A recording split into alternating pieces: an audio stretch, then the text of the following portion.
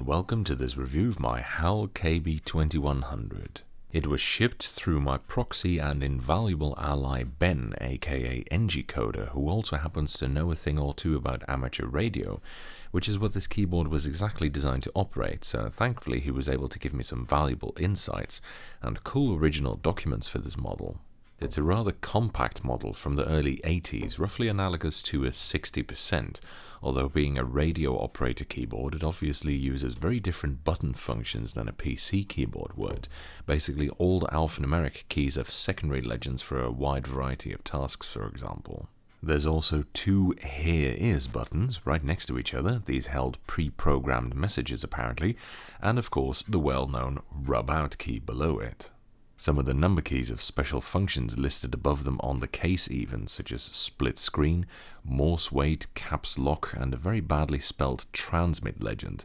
Not sure why people would choose to spell transmit with an X, but then again, I never understood the spelling of a drive through or a donut either.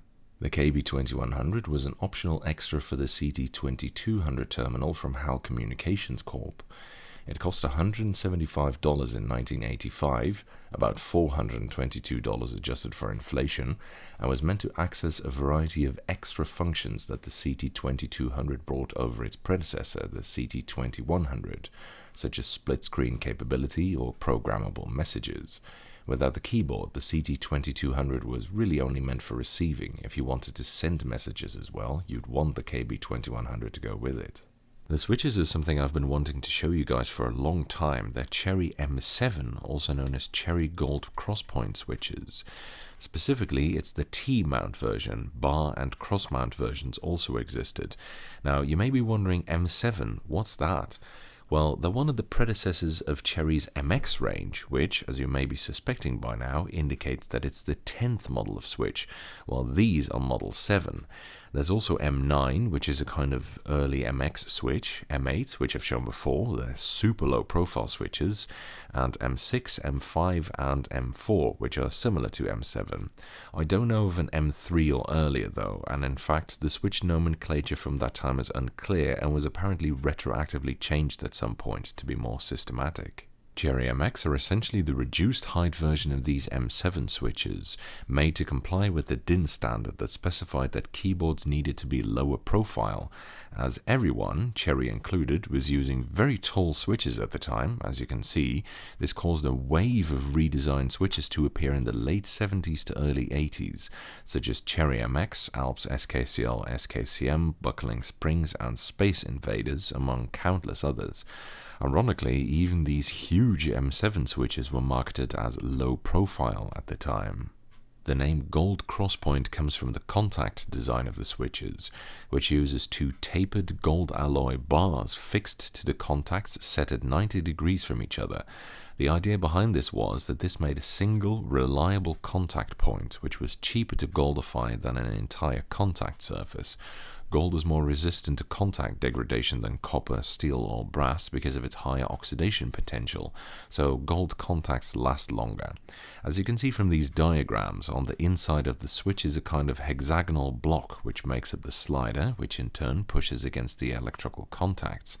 I've seen the lifetime of these switches specified as both 10 million and 50 million. Not sure what's going on there. Cherry MX still uses this type of gold cross-point contact design to this very day. Cherry MX is not just a shorter version of M7 though, a lot has changed during this redesign.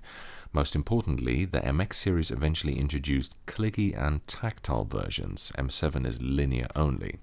M7 is also fairly stiff at 70 grams of force at the operating point, although admittedly the actuating point is deeper down at 2.4 millimeters, so it might be that the actual force profile is similar to MX Black.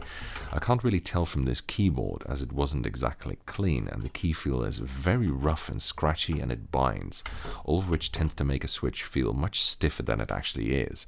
It was dirty enough that I wouldn't presume to make an accurate estimate of the key feel of M7 switches based on this keyboard, but the ones in this keyboard feel bleeding awful at least. Dirt resistance is something that MX successors pretty much nailed, ironically. Thankfully, a lot of Cherry catalogs and ads survive from that time, so a lot of information is available on their keyboards and switches of that time, which is super cool to read, by the way.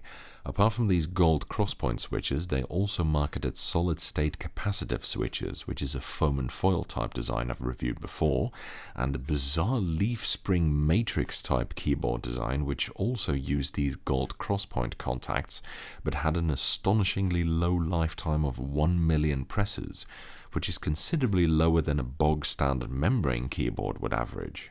Although it has Cherry switches in it, I don't think it was actually made by Cherry. There's no Cherry markings on the PCB, like they always did, and the build quality is highly un-Cherry.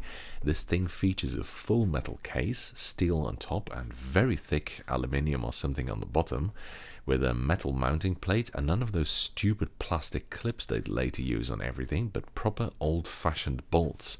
It weighs in at almost 2.1 kilos. Or herp-a-derp in imperial units, which is more than an average Model M. Quite impressive when you consider it's just a 60% keyboard. Look, it doesn't even have F-key row on it. To put that into perspective, that's almost 3 times the weight of a Poker 3 keyboard. Here's a disassembly shot so that you can appreciate how toughly this was made.